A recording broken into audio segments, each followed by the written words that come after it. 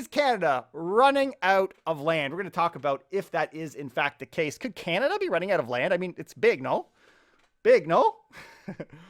But I want to discuss first, before we get into that, the struggle of the modern buyer. What is the challenges that buyers are facing today? Is it not any different? Maybe millennials and whatever the heck other generations want to buy their first home right now. Maybe they're just whining. Maybe just a bunch of whiners. Because back in my day, 1992, we didn't have those kinds of problems, according to a Globe and Mail article called 2021 versus 1992. I couldn't afford my Toronto house if I had to buy in Canada's current real estate market. We're going to discuss some of the major differences that the Globe is pointing out. Here's what it says. Buying a home in the Toronto area in 1992 was a bit of a stretch for 20-something couples. Forget 20-something these days, but you got it done without much drama. That's how I recall things when my wife and I bought our first house almost 30 years ago. So I'm going to jump all the fluff and we're going to get into some of the numbers. Listen to this. In 1992, their down payment at 10% of the purchase price was around $21,500. Down payment, sorry. We used the federal home buyers plan to withdraw money from our RRSP, and we also had a little parental help, but the bulk of our down payment came from saving money ourselves. Interesting fact, mortgage financing was easy to line up because his wife's employer offered reduced mortgage rates for employees. Good luck getting any benefits. You want a Christmas party? Bun you. Dental coverage? Okay, fine. We'll still give you that. But I recall our rate being around 7%, he said, which seemed fine. He goes on to talk about how it had been 20% in 1981. So, I mean, 7%, no big deal. Then he goes on, mortgage payments were $1,400 a month. And with property taxes and heat, another $400 a month. Lenders say home-related costs plus property tax and heat should come out between 32 to 39 at the top end percent of gross income. Well, they made it under the bar at 30.9%. Well, let's take the same example today. I mean, this is a great company. They're getting those kinds of benefits. Maybe they can afford a house, if anyone. Well, let's adjust it for today. And that's what they do here. Based on inflation, their income combined would be just over $117,000 in 2021 dollars.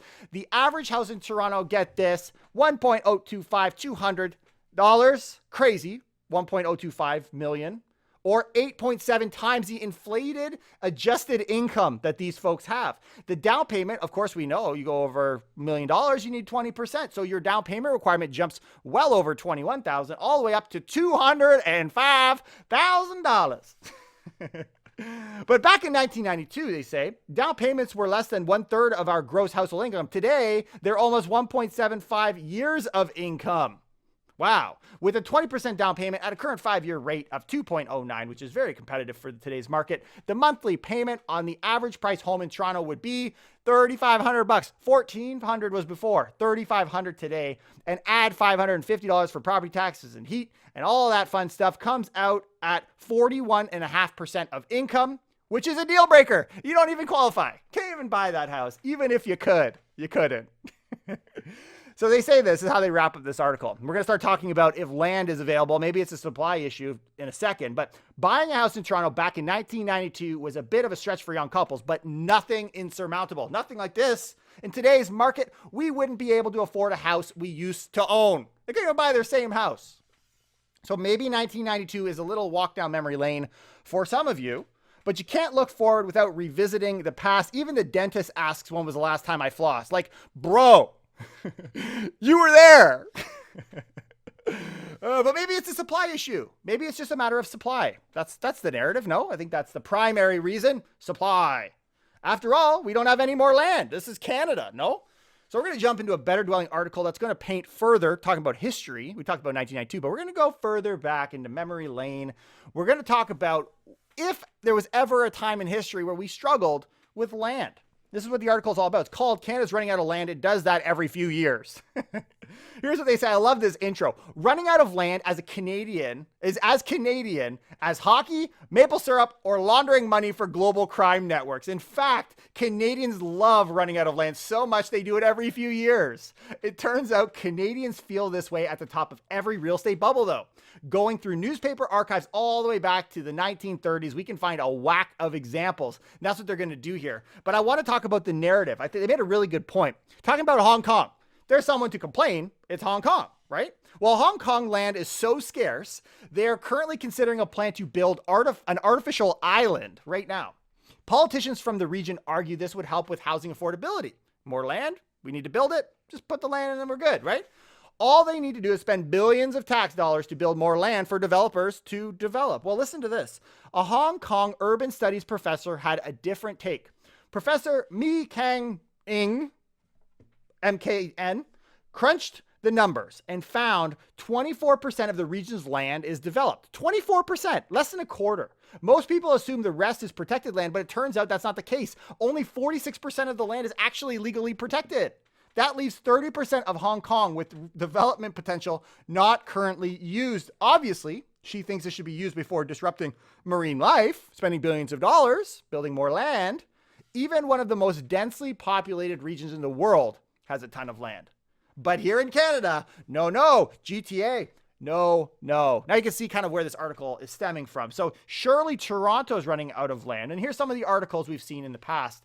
Because some people would say that GGH, the Greater Golden Horseshoe, has plenty of land for development. If you actually look at the numbers, that is in fact the case. We saw a massive rise in house prices shortly after this kind of conservation of this land. The horseshoe was protected because of this impression that we're running out of land. Well, listen to this. The GGH has 125,600 hectares of land available for redevelopment.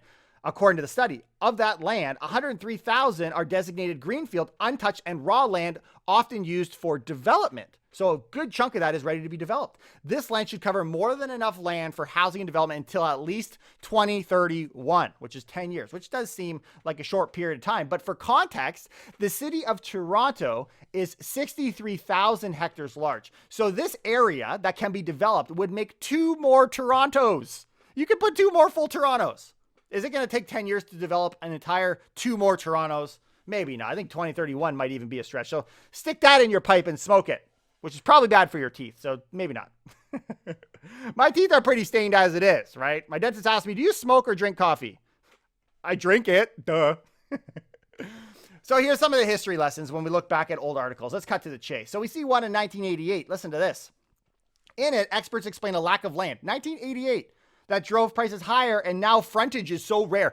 This is the article. Frontage is so rare that it hit $3,000 per foot. If you got a front 1 foot, you get $3,000. For the late 1980s, that's a lot of cash. 40 feet is $120,000, which is $240,000 in 2021 dollars. In 1989, experts predicted single-family homes would be done. It was like, this is the end of it. This is the last time. All future buyers could only afford condo apartments from now on. How ignorant. How ignorant. For context, about half of the homes sold in the GTA resale market are detached units today. The region still hasn't even hit the condo apartment apocalypse 32 years later. In 1991, they say this is an article, direct quote. They've got to sell land each year to show positive cash flow, but they're running out of land. Talking about Toronto developers. They have to sell it to make money. The authors argue they needed more zoning because there was not enough housing in the area. As a result, house prices would continue to rise due to a lack of development space. Sound familiar? Prices dropped just a few months after for nearly 5 years. I guess they found more land. 1979, we found out downtown Toronto ran out of land, and consequently, there would be no more luxury hotels in downtown region. We can't afford to build luxury anymore. The location in the Toronto market will attract business clientele and their limited opportunity to develop competitive luxury hotels in this area because there is no land available. We can't even do it. Can't even do it. I mean, there's 3 right now off the top of my head that I can think of luxury hotels being built. So yeah, right. Yeah, right. We have tons of professionals, tons of tourists pouring into Toronto. You know what they call a boat full of dentists? A tooth fairy. 1976, quote, undeveloped land is rare in Metro now and almost non-existent outside of Scarborough. They point out that 17,000 new luxury homes were built and sit vacant, quote, brand new and unoccupied. They prove the argument there is no housing shortage in the Metro, only a shortage of housing people can't afford. They're so expensive, people can't even live there. This is in 1976. I wasn't even a thought by then.